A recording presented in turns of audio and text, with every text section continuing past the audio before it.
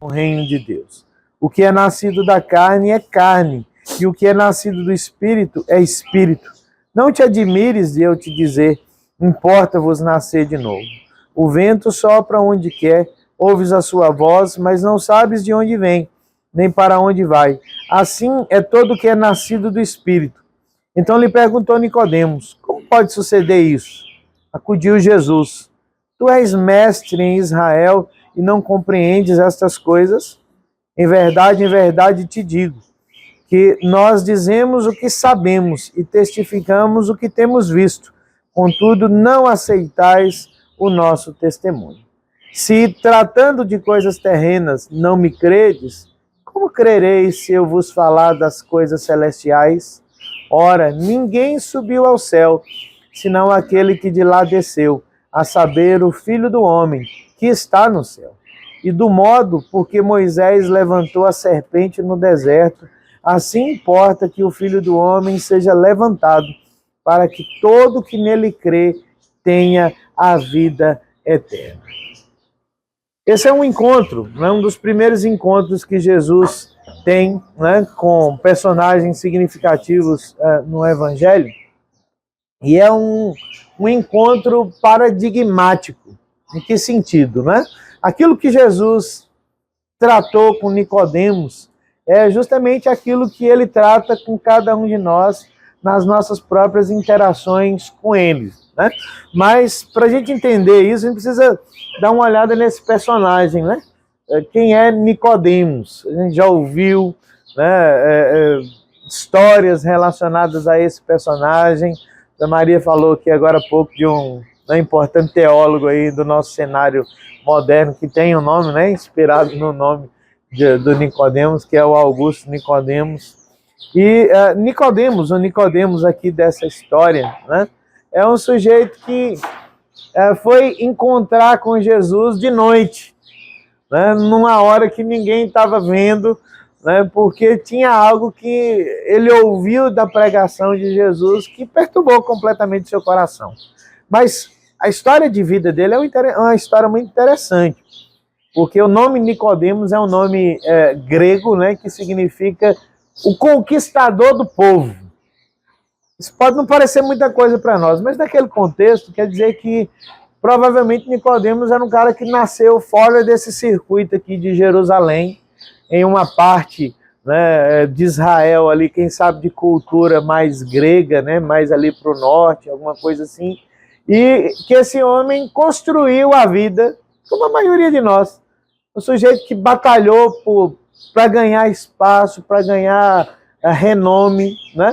Ele deve ter migrado para Jerusalém, e lá ele se dedicou, ele se esforçou, e ele chegou a uma condição de ser um escriba, né? Que era um professor universitário lá dentro da cultura judaica. Então, ele, né, pelejou, trabalhou, criou espaço, abriu espaço para encontrar um renome lá na sua cultura. E não só isso, né? Ele não era só um professor universitário lá naquela cultura judaica lá dos seus dias, mas ele se tornou um líder da nação, porque nós sabemos que a palavra de Deus nos diz que ele era um dos principais, né? Ou ele compunha um quadro do Sinédrio, que era um conselho, né, judaico lá composto de 70 anciãos, que não necessariamente eram as pessoas velhas, né? Na Bíblia, ancião não necessariamente significa aquele que é mais velho, mas ancião é aquele que é mais experimentado, aquele que já viu a vida, aquele que, né, sabe como a vida funciona e que é trazido à condição de ser um guia para a nação, um guia para os seus pares. Então, Nicodemos é um cara que tem um nome, né, construído lá naquele circuito lá de educação judaica. É um cara que chegou à posição de líder da sua nação, mas aquilo que a gente poderia olhar e dizer assim, olha, o cara que chegou no topo e que conquistou o sonho, né? Cavou, enfrentou, lutou, ninguém deu nada para ele, ele chegou lá e ele construiu o seu nome e ele está satisfeito com a vida. Não é isso, porque em algum contexto que nós não sabemos exatamente claro, né? Nicodemos ouviu Jesus pregando, talvez de relance, em algum momento, em alguma situação, mas aquilo que ele ouviu de Jesus colocou uma interrogação no seu coração. Pensou, será que, né, é isso tudo mesmo, que a vida se resume a isso que eu conquistei, a isso que eu tenho, ou será que existe alguma coisa a mais? Então, a Bíblia diz que, na dúvida, ele orquestra um encontro com Jesus, e não pode ser por causa da sua posição, da sua condição, um encontro às claras, né? E ele vai ter com Jesus de noite. E lá, né, ele confessa, ele diz assim, olha, Senhor, Rabi, mestre, né? Alguma coisa está diferente. Eu ouvi o Senhor, eu tenho visto as coisas que o Senhor tem feito, e eu descobri que tem alguma coisa além.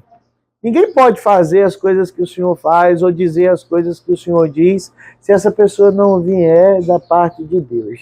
E aí, Nicodemos expõe o seu coração. Ele diz assim, e aí? Como é que a gente, né, encontra sentido, propósito, significado na vida?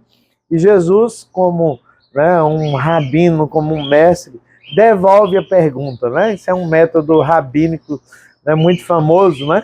Quando os rabinos eles eram inquiridos a respeito de alguma coisa, a forma deles ensinar é devolvendo a pergunta. Conta até uma piada que diz que alguém chegou para um rabino e falou assim, por que é que vocês fazem tantas perguntas? Aí o rabino falou assim, por que a gente não pode fazer as perguntas, né? Então o método de ensino deles era levantar questionamentos, era fazer com que a sua audiência pudesse pensar em determinadas coisas. E Jesus está fazendo isso com Nicodemos. Nicodemos pergunta e Jesus devolve a pergunta para mostrar para ele, né, que a vida que ele construiu, né, naquele diálogo, mostrar que havia alguma coisa além daquilo que ele tinha visto, daquilo que ele tinha compreendido até então, né? E Jesus passa a falar para ele a respeito do reino de Deus, daquilo que é a expressão do reino e da necessidade de um novo nascimento, né? Que é algo tão estranho para Nicodemos, que Nicodemos então pensa na coisa mais óbvia possível. Ele diz assim, olha, como é que eu, um cara sendo velho, um cara, né, experimentado na vida, posso retornar ao ventre materno? É assim, né, que Nicodemos está revelando, né, com as suas perguntas, com as suas dúvidas, né, que ele não sabia fazer uma distinção muito clara a respeito daquilo que era o mundo espiritual do mundo material, né? Ele achava, apesar de toda a sua sabedoria, que a vida era aquilo que ele tinha conquistado, que ele tinha trabalhado, com que ele tinha se envolvido, mas ao mesmo tempo ele não sabia explicar por que o seu coração tinha tanto anseio por alguma coisa além daquilo que ele tinha conquistado, né? Existe uma frase muito famosa de William Shakespeare, que certamente você já ouviu em algum contexto, que diz assim, olha, existe muito mais entre o céu e a terra do que supõe a nossa vã filosofia. Às vezes a gente é construído, né, trabalha, né, sobre uma premissa que nós imaginamos que seja verdadeira, mas que na realidade ela se mostra falsa. Você fala assim, olha, a vida é isso, ó, é esforço, é trabalho, né, é você matar um leão por dia para conquistar o seu espaço, né, é forçar, né, a sua entrada no mundo, porque, né, a gente não ganha nada, a gente tem que trabalhar, tem que lutar, tem que construir a nossa vida. Parte disso é verdade, mas isso não é a única verdade ou toda a verdade que existe, porque, né, a gente precisa sempre lembrar que existe algo além daquilo que os nossos olhos, que a nossa mente, que o nosso coração consegue captar no presente momento, né? E se nós não aprendermos isso, se nós não ajustarmos isso, se nós não tivermos a ousadia de inquirir sobre essas coisas, é possível que a gente passe a vida toda trabalhando sobre uma premissa falsa, que em algum momento ela vai nos faltar, ela vai comprometer toda a nossa estrutura de vida. E às vezes, né, tem pessoas que se dão conta disso tarde demais, né? Tarde demais, quando já não há tempo suficiente ou quando não há mais, né, como a ajustar essas questões relacionadas ao reino de Deus e esse novo nascimento, que segundo Jesus diz, não é você voltar para o ventre materno, mas ter os seus olhos e o seu coração aberto para uma realidade muito maior, né? Uma realidade que de fato explica todas as coisas relacionadas à nossa vida, na próxima vida, mas nessa vida também. Vamos tomar por base, né, um evento aí recente nosso, né, que não são as Olimpíadas, que graças a Deus passaram, né, mas que é, né, a morte de um personagem com o qual nós convivemos a maior parte da nossa vida, né, que é o Silvio Santos. Todos nós aqui convivemos com esse personagem tão mítico, né, da televisão brasileira, que faz parte da nossa infância, da nossa juventude, e que, como todo ser humano que pisou nessa terra, passou. Isso eu acho muito interessante, porque do alto lá dos seus 93 anos, ele, né, passou. Mas ele não passa sem deixar algumas lições muito preciosas para nós. Uma dessas é que é possível você sair lá do nada e trabalhar e construir, e se envolver e mudar a sua própria vida e, de alguma forma, né, fazer uma diferença na vida de outras pessoas. Isso é um caminho, isso é uma missão muito bacana. Mas o que é mais importante é a gente pensar que a gente vê esses testemunhos que nós temos visto e ouvido a respeito do Silvio Santos e também do seu próprio testemunho pessoal como um homem judeu, né, como um homem envolvido lá com a sua fé, de que ele nunca também se desvencilhou desse lado espiritual. Ele sabia que era muito mais importante do que o lado material. Então, os testemunhos de humildade, de um cara não apegado, né, a esse mundo, que tinha essa consciência de que estava passando como de fato passou. E que é raro no mundo em que a gente vive, porque parece que o que nós mais encontramos é justamente o contrário, de pessoas que acham, não, é preciso você trabalhar, construir e viver o melhor dessa vida, e que passar disso aí, que seja o que for que venha. Né? E essa é uma aposta muito falsa, né? Porque às vezes a gente aposta toda a nossa vida, todas as nossas fichas nesse mundo material, nas conquistas que nós podemos alcançar, e de repente nós descobrimos que em algum momento o espiritual bate a nossa porta. Nicodemos viu algum milagre que Jesus realizou e ouviu algum sermão que Jesus pregou, e aquilo foi suficiente para acender uma luz no quadro da sua vida. Diz assim, olha, a vida não é tudo isso. E às vezes, gente, a gente ouve uma palavra, às vezes Deus permite que nós vejamos algum sinal na nossa casa, na nossa vida, alguma luz acende no quadro da nossa vida, e a gente não percebe que aquilo ali é um indicador de que alguma coisa está errada, ou de que tudo aquilo sobre o qual a gente está construindo a nossa vida, que a gente pensa que é verdade absoluta, que é verdade inquestionável, na realidade é alguma coisa que pode se mostrar falso. E a gente não pode ignorar as luzes, né, que surgem no quadro da nossa vida. Conto uma piada para o Eduardo, né, ele vai lembrar aqui como um homem aí do meio aí, mecânico, que o sujeito, né, acendeu uma luz no carro lá, que é aquela luz do óleo, né? E parece uma lâmpada, aí o cara liga pro seu mecânico e fala assim, o que é essa lâmpada do Aladim que acendeu aqui no meu carro? Aí o mecânico faz para você, cara, aí é para você fazer 3 pedidos, né? Aproveita, né, que a vida está te dando uma oportunidade de você fazer 3 pedidos. Então, quer dizer o seguinte, às vezes as luzes acendem, e a gente não percebe o que aquilo significa. E a gente segue. A gente sabe, né, que existem luzes amarelas que aparecem no quadro aí do carro, da máquina, que é um alerta. Quando a luz vermelha acende, é que o negócio já está, né, para lá de Bagdá, o negócio já está, né, quase que sem escapatória. Então, Nicodemos viu que a luz acendeu, ele olhou, ele comparou e ele diz assim, tem alguma coisa que não se mostrou verdadeiramente completa na vida dele. Ele era um cara bem sucedido, era um cara que era um líder respeitado, mas ele sentiu necessidade de alguma coisa que fizesse mais sentido, mais propósito para ele. E ele foi ao lugar certo. Mesmo na penumbra, na escuridão lá, ele foi o único que tinha condições de explicar as coisas para ele. E essa cena não mudou. Por isso que eu disse que a história de Nicodemos ela é paradigmática para nós. As coisas continuam funcionando da mesma forma para nós. Você pode correr, você pode trabalhar, você pode abrir o seu espaço no mundo e na sociedade. Você pode até conquistar, mas isso não é tudo que há nessa vida, né? De alguma forma, um sinal aparece, uma luz acende, e quando acende, a gente precisa ir ao lugar certo, à pessoa certa, e colocar o nosso coração diante dela e suplicar graça e misericórdia para entender a vida, né, como a vida realmente precisa ser entendida. Esse encontro de Nicodemos com Jesus se mostrou um encontro mais importante da sua vida, porque ele não aparece só aqui no Evangelho. Ele aparece em mais 2 lugares. Capítulo 7 de João e depois no capítulo 18 ou 19, deixa eu conferir aqui. Capítulo 19, ele aparece novamente relacionado a Jesus. No primeiro, capítulo 7, ele aparece defendendo Jesus.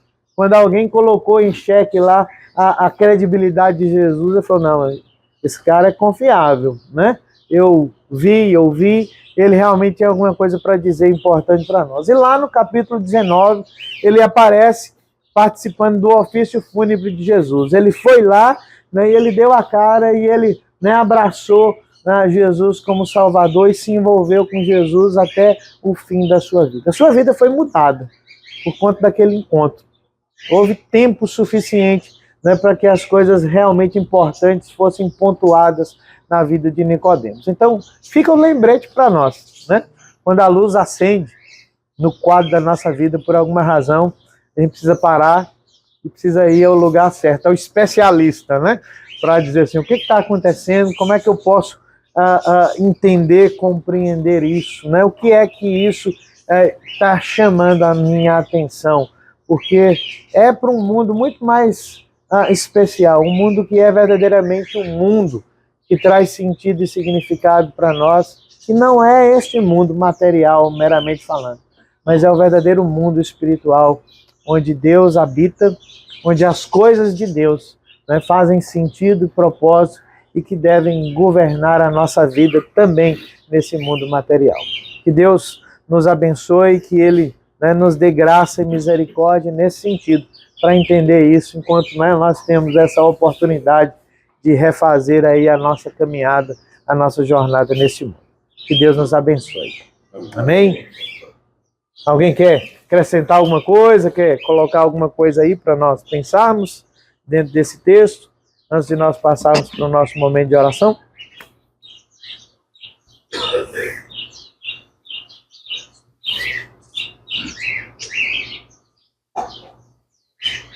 Amém.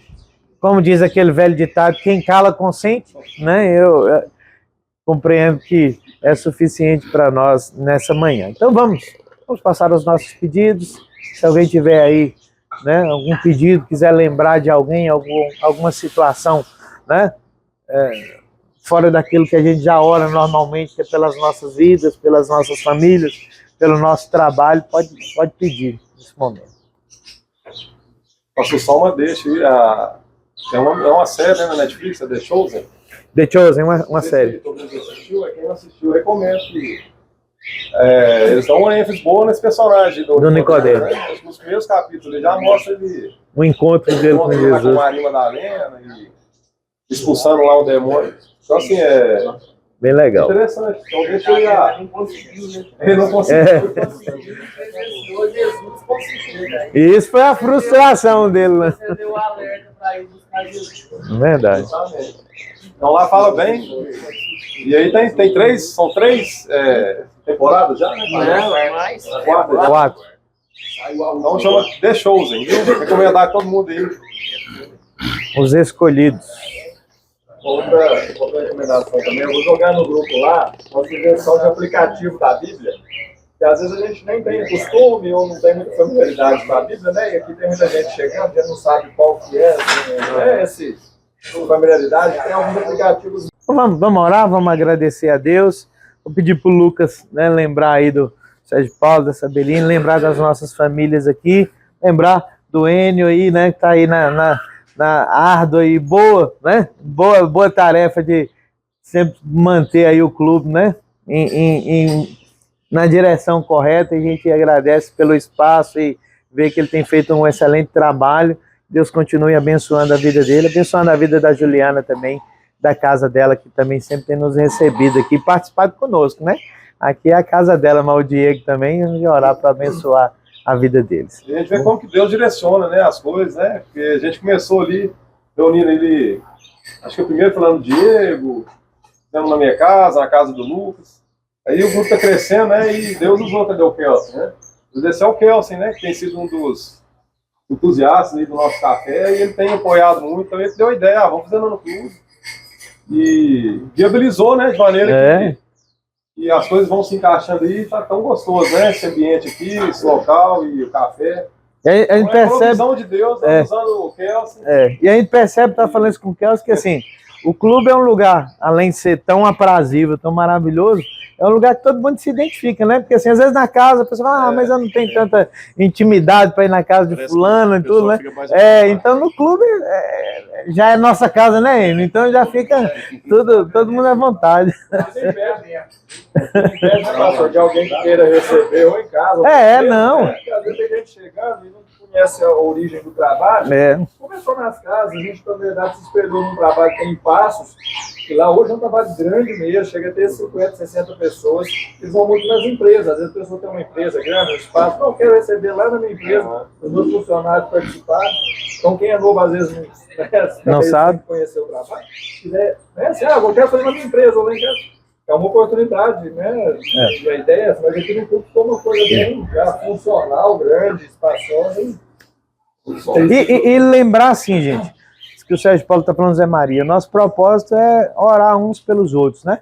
Todos nós aqui somos cristãos, né? E partimos desse pressuposto que a nossa vida, a nossa forma de enxergar o mundo é dessa base judaico-cristã. A gente tem valor, a gente defende isso, a gente quer que a nossa vida, que o nosso trabalho, né, que a nossa casa siga nesse sentido. Então é importante que a gente sempre pontue isso, né? A gente tem essa direção espiritual aí para todos nós como base comum sobre o qual a gente quer lembrar e quer, né, construir mais e mais o nosso desenvolvimento pessoal. Ok? Vamos orar então para a gente tomar um café que cheirou, né, Juliana? Querido Deus, Pai amado, Pai santo, muito obrigado por essa reunião, Senhor, porque aqui provamos que o Senhor é o Deus de relacionamento. Aqui relacionamos um com o outro, com amor, com fé, adorando ao Senhor com um único propósito, Pai, para irmos juntos para a glória do Senhor. Obrigado, Deus, pelos 8 anos de casado, Paulo Sérgio, Senhor. Sabemos das dificuldades hoje em dia de ser casado, porque a sociedade vai contra o casamento. Mas o Senhor nos sustenta em Tuas mãos, Pai. Sustenta os nossos casamentos em Tuas mãos. Te gloriamos, Senhor, por tudo que o Senhor tem feito em cada uma das nossas vidas, e nas nossas casas. Pai, quero agradecer também pela direção deste clube, Pai, que tem abrido as portas, meu Deus. Continue abençoando, dando estratégia, dando direção, meu Deus. Para onde esse clube for, que as Tuas bênçãos também vai, Pai. Amém, Senhor. Senhor, queremos também agradecer pela Juliana, pelo Diego, que faz esse café tão maravilhoso para nossas vidas, Pai. Continue abençoando a casa deles, que afaste deles todo problema, todo mal, todo problema financeiro, tudo aquilo que vem impedir eles, Pai, de conquistar o que eles querem, Senhor. O Senhor vem afastar da vida deles, Pai. E que Teu nome também seja glorificado na vida de cada um, Pai. Pai, abençoe os nossos serviços, os nossos trabalhos, as nossas empresas. Que o Senhor seja sempre nosso alvo, Pai. Que as nossas empresas venham servir para a salvação de várias pessoas, Pai. Assim como este encontro também venha servir para que o Senhor venha resplandecer sobre cada um de nós. É o pedido que fazemos e já te agradecemos, Pai. Amém. Amém. Amém, gente. Vamos comer?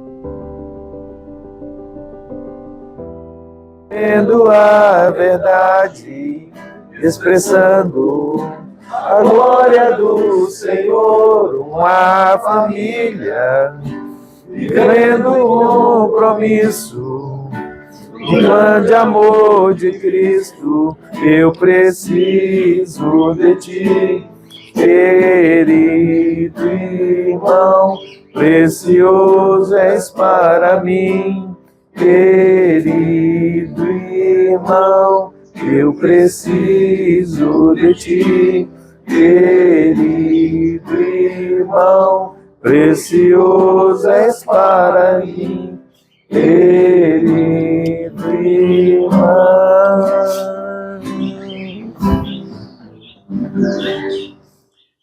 A próxima canção, né, fala sobre essa consciência, né, que todos nós precisamos ter de que existe alguém a quem nós devemos satisfação, né?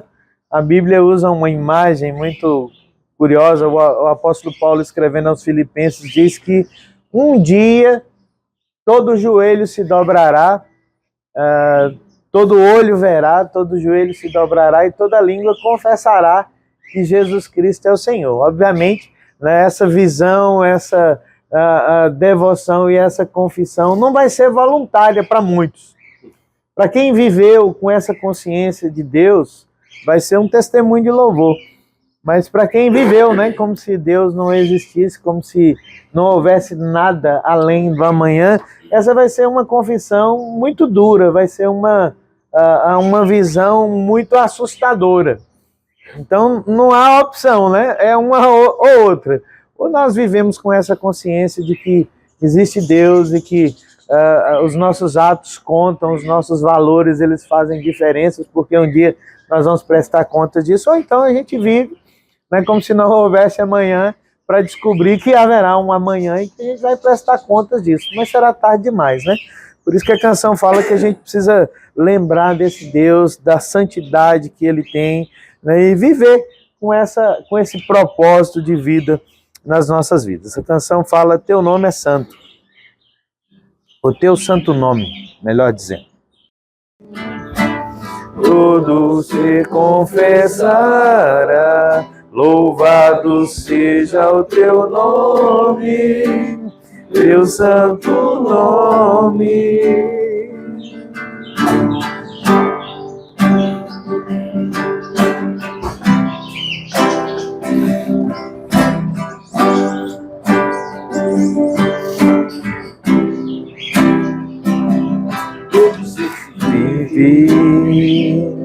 Louve ao nome do Senhor, toda criatura se derrame aos seus pés, ao som da sua voz, o universo se desfaz, não há outro nome comparado ao grande eu sou.